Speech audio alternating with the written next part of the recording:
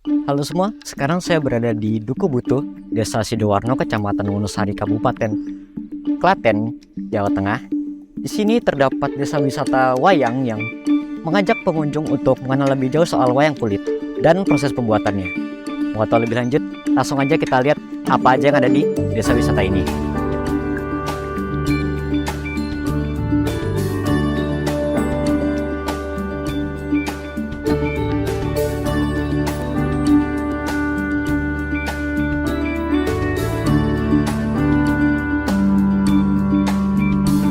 Oke, sekarang saya sedang bersama dengan salah satu anggota dari komunitas Kube Bima, yang dimana semua anggota komunitas ini merupakan pengrajin wayang kulit ya Pak ya? Oke, mungkin silakan perkenalan dulu Pak, namanya siapa? Oke, terima kasih Mas. Perkenalkan, saya Nardi Baron, pengrajin wayang kulit asal dari Butuh Sidoarno, Wonosari, Klaten. Posisi saya di kelompok UB Bima ini adalah seorang koordinator lapangan yang bekerja sama di bidang wayang kulit yang ada di Butuh Sidoarno ini. Untuk komunitas Kube Bima ini bisa dijelaskan mulai dari sejarah, asal-usul, mungkin makna namanya juga bisa dijelaskan. Oh ya, oke, siap Mas. Ya, terima kasih Mas. Kube Bima berdiri tahun 2009 dan waktu itu bentukan dari Bapak Rujito Suprayoga sebagai seorang kades.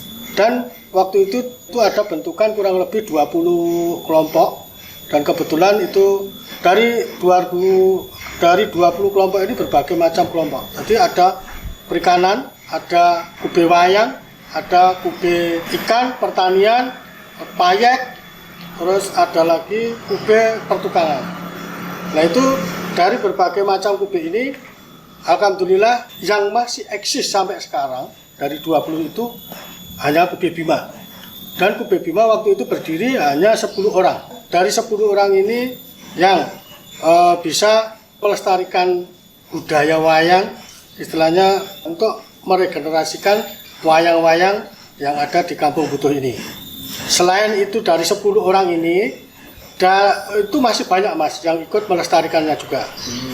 Terus dari 10 orang ini, itu memang kita sepakat waktu itu memang mendirikan kube yang namanya Kube Bima. Kube Bima dengan makna adalah satu kuat, dia terengginas, tidak pantang menyerah, tidak mudah menyerah, dan dia itu kuat. Jadi Kube Bima, memang tokoh memang yang saya ambil itu waktu itu Bima, memang itu cerdas, kuat, istilahnya tidak pantang menyerah, istilah dia yang satu lagi, tidak akan pulang sebelum menang. Terus waktu itu kita hanya bersepuluh orang Mas. Tapi dalam 10 orang ini dengan kurun waktu, ya dengan kurun waktu sampai sekarang itu sudah gonta-ganti personil Mas. Soalnya dan bahkan kita sampai jatuh di urutan anggota kita hanya 5 orang sampai 6 orang. Tapi mungkin moto saya dan kawan-kawan itu mungkin tidak dipunyai oleh anggota-anggota yang lain. Soalnya kami punya moto Mas. Satu, itu kita tidak akan mencari pekerjaan, tapi kita akan menciptakan sebuah pekerjaan. Ya ini moto saya sampai saya pegang sampai hari ini dan kawan-kawan. Jadi makanya walaupun jatuh bangun sekecil apapun, Kube Bima ini tetap eksis sampai hari ini. Dan sampai hari ini Kube Bima beranggotakan kurang lebih 47 orang. Kurang lebih untuk Kube Bima, untuk para pengrajin wayang kurang lebih 80 orang Mas.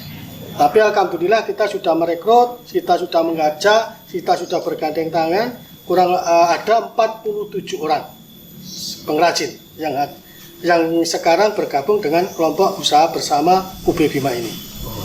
Itu Mas. Apa yang membedakan wayang kulit di sini dengan wayang kulit lainnya? Oh ya, terima kasih Mas. Untuk membedakan wayang kulit di sini, ya alhamdulillah Mas, kampung saya di Kampung Butuh ini, insya Allah seluruh dalang di Nusantara semua sudah tahu bahwa di Kampung Butuh ini adalah sentralnya wayang kulit. Jadi seluruh dalang yang ada di seluruh pelosok negeri pasti tahu di Butuh ini dengan keunikan-keunikan ataupun variasi, dengan inovasinya, dengan para pengrajin yang Kampung Butuh ini semua sudah tahu. Dari SMKI Solo, ya, terus dari ISI Solo juga sudah ada, dan dari berbagai universitas ataupun sekolah-sekolah lain yang sudah hadir yang di kampung kami. Jadi kampung kami memang sudah, alhamdulillah sudah dikenal banyak orang.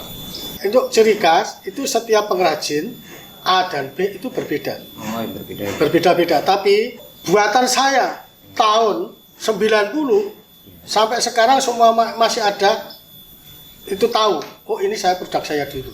Itu. Jadi kalau untuk ciri khas produk itu bermacam-macam. Tapi antar pengrajin A, pengrajin B, pengrajin C itu lain-lain, Mas. Itu yang sepengetahuan saya ya. Jadi yang pasti semua untuk dalang, untuk elemen ataupun untuk para penggemar wayang itu pasti tahu. Di Kampung Butuh ini adalah sentralnya wayang kulit. Untuk kegiatan dan rutinitasnya apa aja Pak komunitas ini? Wah ya, terima kasih. Untuk kegiatan kami setiap tanggal 28 kita berkumpul. Kita dengan mengadakan kearisan ataupun arisan Bima Mas namanya. Arisan Bima ini dari seluruh 47 anggota ini semua hadir. Nah, semua hadir itu tempatnya itu berpindah-pindah. Jadi dari tempat A besok ke tempat B, ke lainnya ke tempat C. Terus waktu kita di kumpulan itu satu, kita membahas program setelah kejadian yang lalu. Jadi setelah apa yang kita buat program yang lalu kita bahas di kumpulan tanggal 28 itu. Terus yang kedua kita menentukan program untuk yang ke depan. Jadi bulan ke depan itu kita harus menentukan program apa dan kita harus membuat program apa lagi. Kita harus bisa membuat inovasi apa lagi ataupun bisa membuat souvenir apa lagi. Terus yang ketiga laporan keuangan. Jadi laporan keuangan untuk bulan lalu, pengeluaran ataupun kita sudah membuat apa, kita laporkan di waktu tanggal 28 itu. Dan kita membuat rancangan anggaran baru untuk di bulan yang kedepannya. Kegiatan-kegiatan saya, kegiatan-kegiatan Kebo Bima ini juga sudah di-cover dengan adanya admin kita yang ada di Mbak Mita dan CS-nya ini.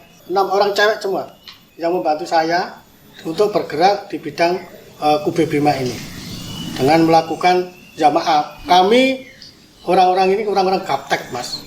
Jadi nggak tahu istilahnya apa ya, informasi, kurangnya informasi. Jadi saya dibantu mbak-mbaknya ini, mbak-mbaknya admin ini untuk bidang pemasaran melalui internet, melalui IG, melalui Facebook. Nah itu, jadi saya dibantu, dibantu sama mbak-mbaknya yang cantik-cantik ini. Jadi ini saya juga merasa terima kasih betul, terima kasih sekali sudah dibantu semampunya. Jadi kami kalau ada apa-apa tinggal bilang, Mbak Admin ini gimana? Ya, ini adminnya ini yang menentukan langkah nanti sebetulnya. Anggotanya siapa aja sih yang boleh gabung? Oh ya, terima kasih Mas. Untuk anggota yang pertama ya Mas ya, itu di kelompok kami, yang di kelompok Bima ini ada ketua. Ketuanya itu Bapak Mamik Raharjo, terus ada sekretarisnya itu Bapak Suryono, terus yang ketiga ada bendahara itu Bapak Hasan, dan yang keempat itu ada koordinator lapangan atau korapnya itu saya sendiri. Terbagi lagi dengan bendahara, itu bendahara, kalau Pak Hasan itu kan sudah bendahara umum, tapi ada Pak Agung Suyadi yang ada di bendahara lain. Di bendahara ini nanti kita bekerja sama, dibantu seluruh elemen, seluruh pengrajin wayang, pengrajin payet, pengrajin kayu ataupun ukir, pengrajin kaligrafi, pengrajin furniture, itu semua bisa masuk dijadikan satu untuk menjadikan kelompok usaha bersama Kebo Bima ini semakin maju. Gitu Mas. Berarti saya mahasiswa film bisa masuk komunitas Kebo Bima juga ini? Insya Allah bisa masuk Mas. Bisa masuk. Keren. Bisa masuk. Apa visi misi dari komunitas Kebo Bima ini Pak? Visi kita adalah menggandeng, setelah mengajak bersama kepada seluruh komunitas-komunitas ini ya Pak ya. Jadi ayo kita bersatu, menjadikan satu. Jadi dari beberapa pilar tadi kita jadikan satu untuk menuju Kampung Butuh ini yang lebih indah, lebih jaya. Terus misi kita adalah ayo kita saling bekerja sama supaya Butuh ataupun UKM yang ada di Butuh ini bisa menambah adanya uang masuk Mas. Jadi tambahan uang masuk. Walaupun ya Mas, memang ini wayang ini memang jadi mata pencaharian sehari-hari. Yang kedua, memperkenalkan kepada seluruh khalayak umum bahwa wayang ini kita perkenalkan dengan berbagai elemen supaya wayang ini dikenal di negeri sendiri, dikenal di negeri orang, dan supaya generasi kita bisa tahu dan wayang ini tidak akan punah. Untuk harapan dan pesannya deh. Ya, harapan-harapan itu banyak Mas ya. Jadi untuk harapan saya kepada pemerintah supaya wayang ini supaya jadi ikon. Yang kedua, harapan saya kepada pemerintah, wayang ini bisa dimasukkan ke kurikulum. Jadi kan dimasukkan ke kurikulum supaya anak-anak ini biar mencintai wayang, bisa mencintai budayanya. Itu ya, jadi harapan saya. Terus ketiga, dengan adanya wayang ini semoga dari pihak-pihak terkait bisa membuahkan kami peluang usaha. Jadi dengan peluang usaha, walaupun ada bantuan wirausaha gitu loh Mas. Jadi untuk ke depan, ya paling enggak kita minta kepada pemerintah dengan diadakan pelatihan-pelatihan. Jadi supaya pelatihan-pelatihan ini semua elemen-elemen ini biar tahu cara teknik membuat wayang ini loh Mas. Harapan saya itu ke depan. Bagaimana? Banyak hal menarik bukan yang berada di desa wisata wayang di Sidoarjo ini. Namun sayangnya banyak sekali media luar sana yang kurang memperhatikan objek wisata ini.